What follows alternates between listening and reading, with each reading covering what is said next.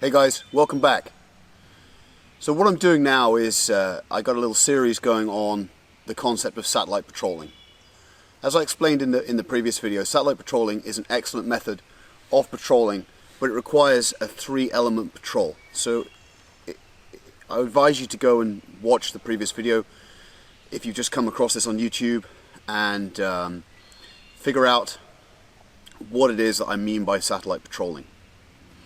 So in the previous talk I showed what satellite patrolling would look like, and I gave you a demonstration or a talk about it, and then I ran through a scenario on the sand table where we came under contact and then we actually decided to assault onto a single enemy position. What I'm going to do today is I'm going to take that up a notch and add in the concept of multiple firing points, which is a very real thing. So you will be engaged by enemy from multiple firing points, and this can kind of be like an ongoing thing. So you might get fire from over there, whatever, and then as you break contact or whatever you're doing, you will come across fire from multiple firing points. And that's one of the reasons why I talk about this on my training classes, I talk about it in the tactical manual, is that if you need to better understand how to conduct the basic drills of bounding forwards, bounding backwards, peeling to the left and peeling to the right. Not because the battlefield is a straight line forwards, backwards, left and right scenario, but if you can master those basic drills as a team, then you have the ability to execute them and move between one and the other, and then you can use those drills to achieve maneuver on the battlefield. You might want to be bounding forwards to a piece of cover, bounding backwards to a piece of cover, or breaking contact. You might bound back to an irrigation ditch and then decide to peel along it.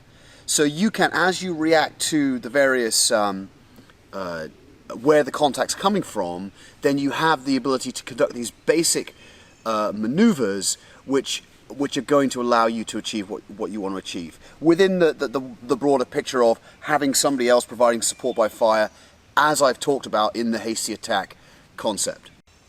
So if we talk today about multiple firing points, and there's any number of ways this can fall out on the ground, but if we talk about multiple firing points within the idea that we are conducting some kind of satellite patrol, then effectively, if you're going to conduct an offensive response to that, it's going to be a form of hasty attack.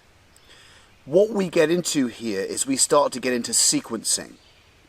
This is where we're using the assault cycle, which means you can rotate teams through, or elements through, assaulting, support by fire, and reserve. And they may rotate through those in turn. For example, a team may assault onto a position and then become support by fire onto a further enemy depth position, and then once the battle's moved on from them, they may rotate into reserve.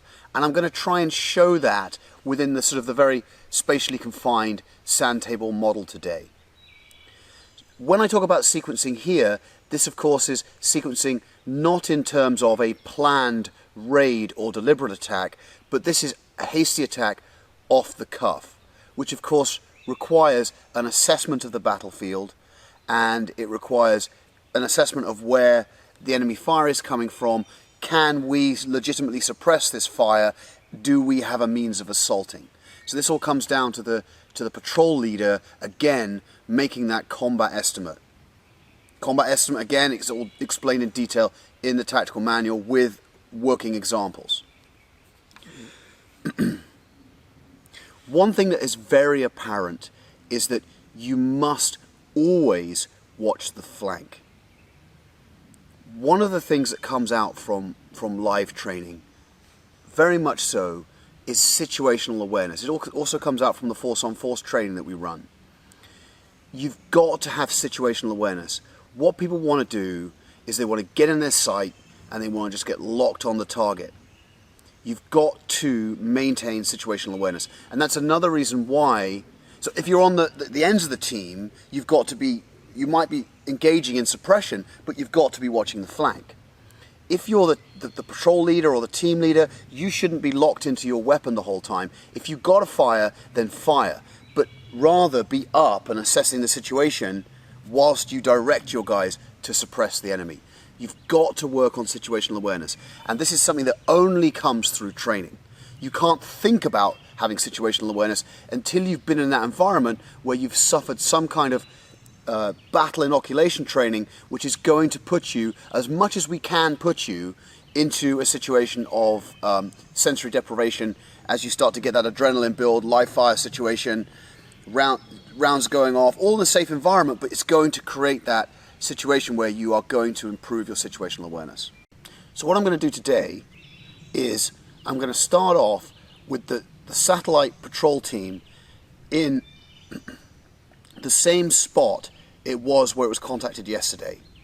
And then what they're going to do is they're going to be contacted not by one, but by two firing points, and then they're going to roll into essentially the same drill they rolled into yesterday, but then they're going to assault onto the depth position. And you'll see a little bit of how that rotates through the assault cycle. Of course, there are various ways the enemy could kick this off. What they could do is they could kick it off just by the one firing point and allow you to start to become committed to that, which is going to test your situational awareness and flank awareness, etc. And then as you start to get committed to that, hit you from the other firing point. Or it could happen simultaneously. And there's all numbers of ways that this can happen. Just going to show the drill today, so you know it's going to basically happen simultaneously for the purposes of me moving the soldiers around the sand table. Okay, let's go look at the sand table. Okay, so today we have the sand table model set up as it was yesterday, with a creek, and then a creek coming down here and down here. We've got a little bit of high ground here.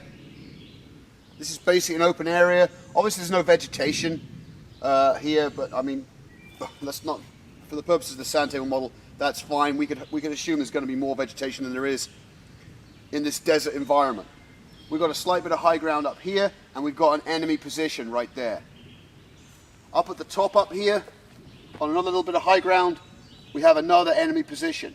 So these are the multiple firing points. Multiple firing point 1, multiple firing point 2. This is the satellite team.